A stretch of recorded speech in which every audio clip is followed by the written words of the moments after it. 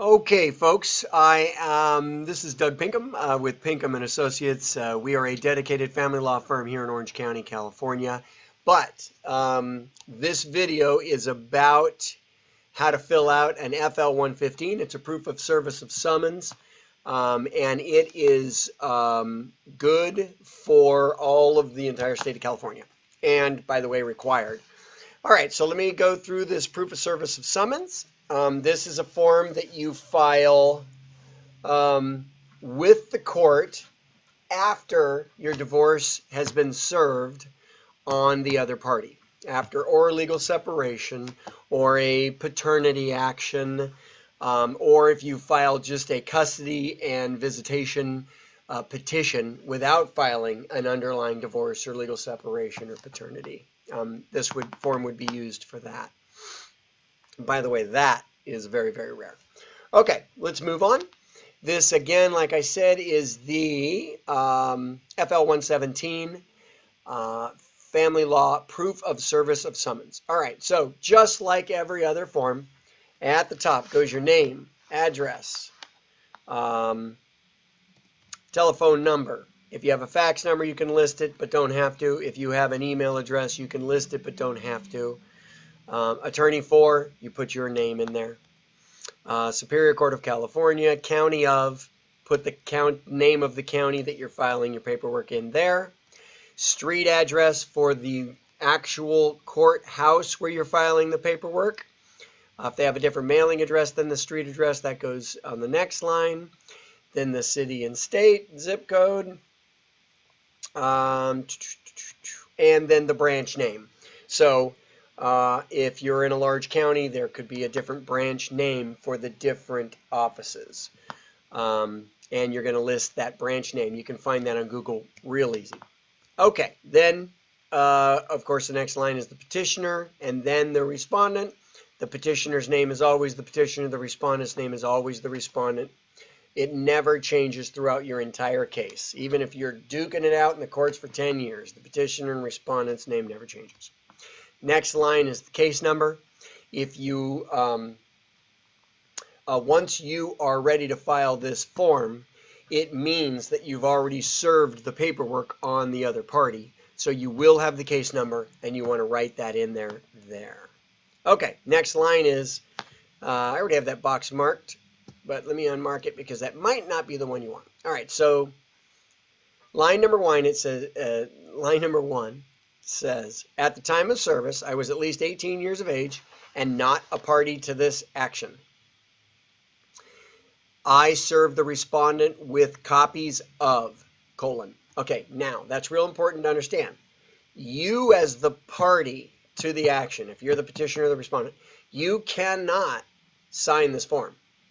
It has to be served by somebody this is signed by the person that served the paperwork on the other party, and that person cannot be you.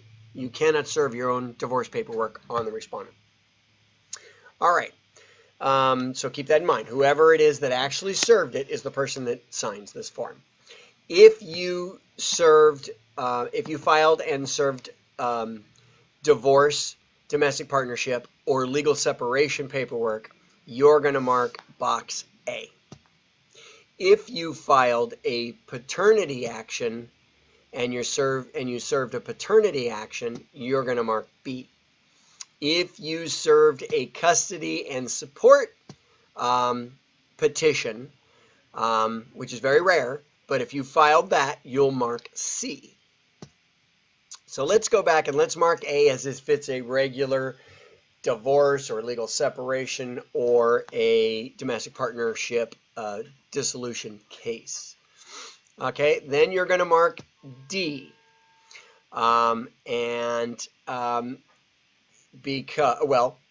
You'll mark D if you have any of these other forms that were also served. If you served a declaration, if you have children, then you positively are going to mark 1 because you filled out and filed a declaration under Uniform Child Custody Jurisdiction Enforcement Act, an FL-105. Anytime you have children, you have to file that form along with your divorce or legal separation. Okay, then if you also served your declarations of disclosure at the time you served your divorce, you're going to mark 2. And you need to, well, okay. And then if you also served a completed and blank schedule of assets and debts, which you would have if you did your declarations of disclosure, you're going to mark 3. And if you served your declarations of disclosure, you're going to positively mark box 4 because you also had to serve a completed and blank income and expense declaration. You do not need to mark box 5 if you filed if you served an income and expense declaration, and you do not need to mark box 6 regarding a property declaration if you served a schedule of assets and debts. And last but not least, if you also filed earlier and served paperwork to ask for custody visitation, child support, spousal support, any of that, if you filed a request for order for those kinds of orders, and you served that, then you're going to mark 7. That's what that refers to. If you mark 7 because you did file a request for orders on custody, child support, visitation, whatever it was, then you also needed to supply a declaration, and you may need to mark box 8 and write declaration in there. If you have no declaration, you're going to have problems. But you don't need to mark the box then. Okay, then let's go further down. Again, keep in mind this is the person that actually served it is the person filling out this information. In number 2, you're going to list the address where the respondent was served. So if they were served at home, it's their home address. If they were served at work, it's their work address. Then number 3. How was it served? Was it served personally to the actual respondent, the actual other party? That's personal service. And if that's true, then you're going to mark A, and then you're going to put the date that personal service occurred in that box.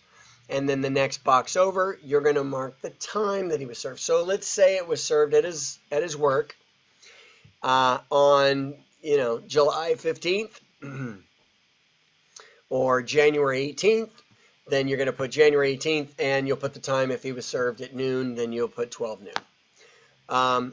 If it was served on somebody else that lives with him, or a secretary at his employment, or something to that effect, then you will mark substituted service and put the name of the person that was actually served over to the right. This is important. The next line, it says, who is, specify title or relationship to the respondent. So if it is somebody that actually lives with the respondent, then you can subserve that person, substitute serve that person. If they are unreachable at their office, but they have somebody that accepts their incoming visitors at their office, you can substitute serve them through that person also. Then you're going to list, was it done at a business or a home? And that's pretty straightforward. Then, if it was a substituted service, you're going to put, let's see. Okay, then below, if you substitute service, you need to mark the boxes below, and you need to do this. You need to repackage all the documents that were served and mail it to the respondent. And you're going to put the date that you mailed it off and the time that you mailed it off. And let me read this to you. I thereafter mailed additional copies by first class, postage prepaid, to the respondent at the place where the copies were left. So, again, if they were served at home, you're going to mail it to his home. Or whoever serves it is going to mail it. and the date of which that was actually mailed. All right. Then we'll go on to page 2. And page 2, at the very top, you're going to put the petitioner's name and then the respondent's name and the case number. Then let's go on to 3. Mail and acknowledgement service. I mailed the copies to the respondent if they were mailed by first-class mail on, and put the date, and from the city. So if you mailed them from Chico, then you're going to put the city Chico in there. If it was Santa Barbara, put Santa Barbara in there. And then you're going to mark 1 if it's appropriate. 1 reads, with 2 copies of the notice, acknowledgement, and receipt. That's a FL 117. I also have a video on that. Please listen to that video. And a postage paid return address to me for the return of that FL 117. Again, that's on the other video. Or you could mark 2 that it was mailed to an address outside the state of California by a registered or certified mail, with return receipt requested. And then you're going to attach the return receipt or other evidence that it was actually delivered to the respondent to this form when you file it. Okay, and then other, if there's some technical other way it was done, you're not going to use this box, I'm almost certain. But if you wanted to do the research and looked at that, you could look into that and figure out who. Now, number 4. This is where the person that actually did the service, this is where their name goes. So let's say you had your daughter serve, or your coworker. Let's use your coworker. Let's say her name was Jane Smith. This is where Jane Smith would write her name and her address below there. She would also list her phone number. It's required. Then the next line, this person is exempt. This is some technicalities, but we'll go through it. This person is exempt from registration under B&P code 22350B. I think, yes, B. This is if the people that are exempt from a registration of being a process server, that kind of thing. That's what this is about. Those people would include a police officer, a sheriff's deputy, a private investigator.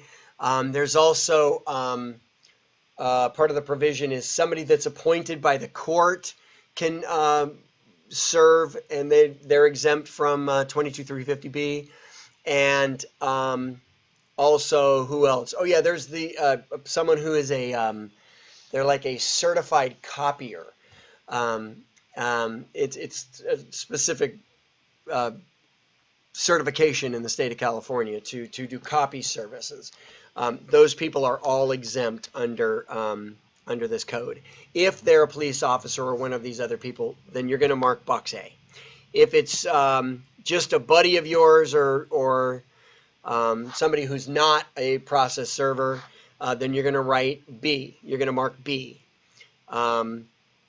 If you used a registered California process server, which is probably a private investigator or whatever, their information will go in here. And by the way, that person's going to be filling this form out for you. Or a police officer, those kind of people, they fill this form out for you because they know how to fill it out and they have their information. So, but let's go further. Let's just presume that it's like a friend of yours. And so you're going to mark B. And then you're going to go down to D. The fee for service was. So if you paid an officer or a private investigator or a process server $75 to do the service, you put $75 in there. If you had a friend or a coworker or somebody you know serve it, then you would put 0 in there. Unless you paid them. Then you're going to mark, or they are going to mark, I declare under penalty of perjury. Under the laws of the state of California, the foregoing is true and correct. If they are a police officer or a marshal constable, they would mark 6 and certifying that everything is true and correct. Then at the bottom, the person who did the service or the mailing is going to put a date on there, and that they're signing this form. Then they're going to write their name on the left and sign this form to the right of the black arrow.